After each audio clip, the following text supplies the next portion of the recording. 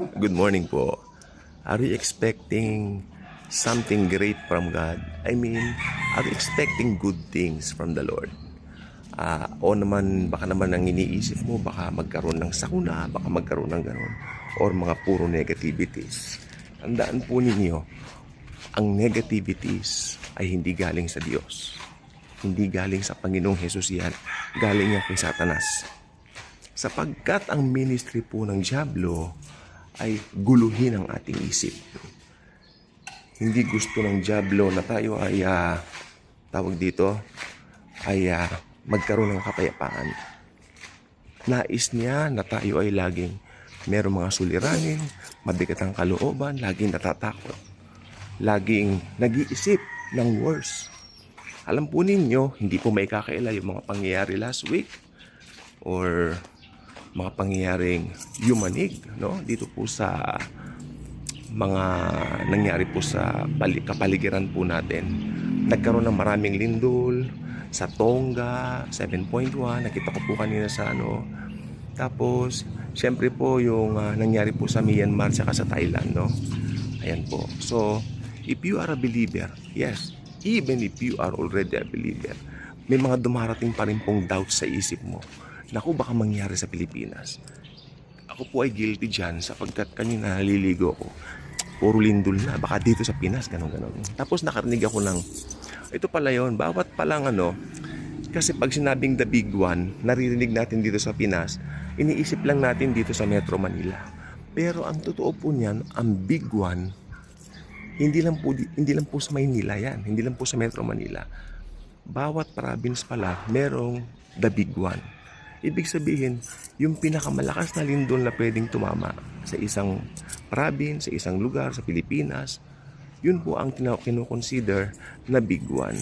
Kaya ang suggestion ko po, pagka ganyan po may narinig kayong ganyan, i-refuse po ninyong matakot at i-declare po ninyo ang inyong pananampalataya, ang ating pananampalataya sa Panginoong Hesus. Sapagkat ninanais ng Lord na tayo ay magkaroon ng mapayapang kaisipan. Okay? Hindi nyo ninanais na tayong matakot. Ayun nga tayong natatakot. Hindi kalooban ng Panginoon na tayong matakot.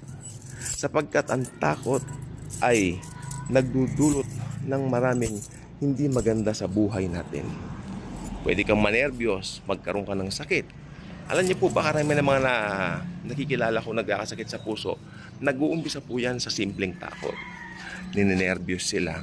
Hindi pa nangyayari, kinatatakutan na. Malayo pa, aligaga na. O halimbawa, may pangyayari na, sa ganitong araw, ganito, ganyan. O, malayo pa yung event, natatakot na siya, kinakabahan na. Yan po ay hindi maganda. Enjoy every day. I-enjoy mo ang bawat araw knowing na kasama natin si Jesus. Okay? Hindi kalooban ng Panginoon na tayo ay aligaga, natatakot.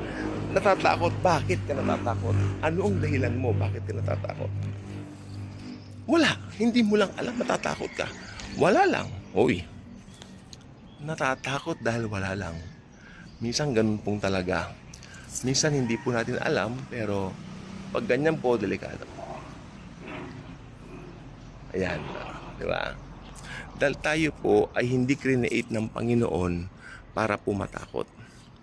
Jesus created us to worship Him. Jesus created us to share His glory sa ibang mga tao. We're not created to fear.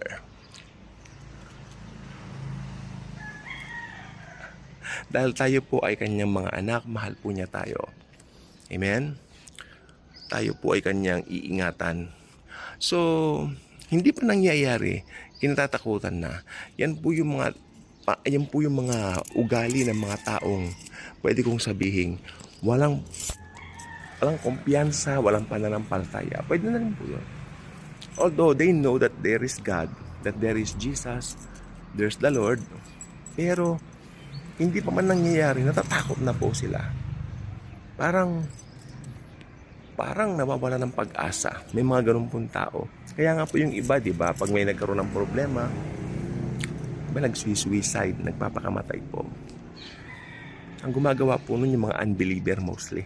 Karamihan ng alam ko nag-suicide mga unbeliever. Wala akong ganong kilalang nag-suicide. Merong na-report dito sa radyo.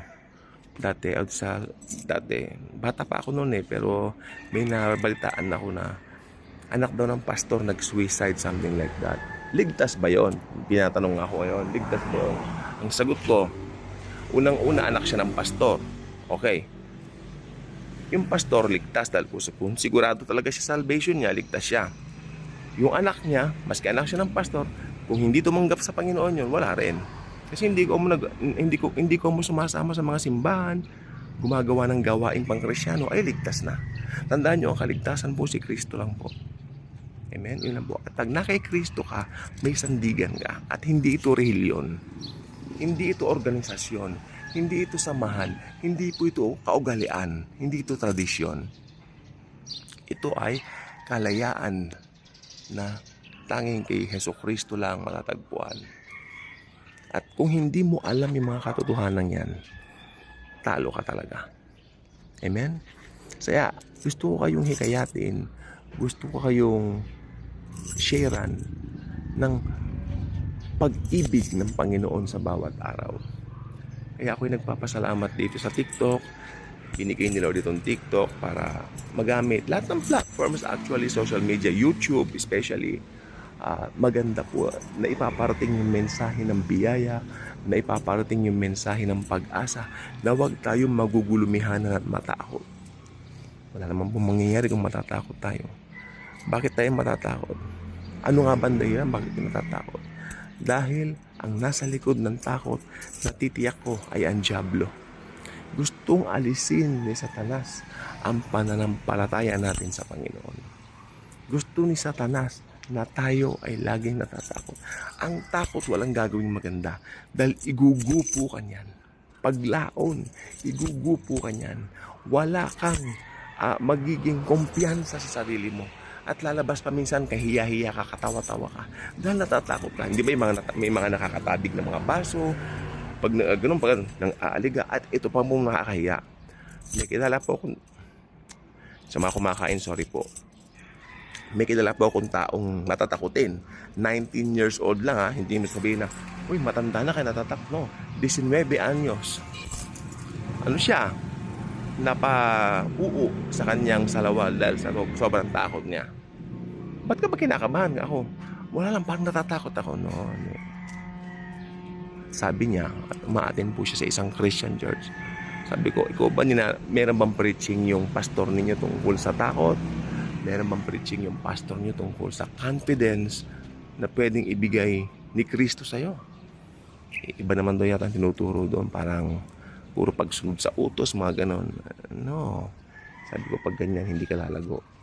Sapagkat dapat tiyakin mo na nakikinabang ka rin sa mga preachings. Paano ka makikinabang sa preachings? Kung ito ay may magandang maidudulot sa iyo.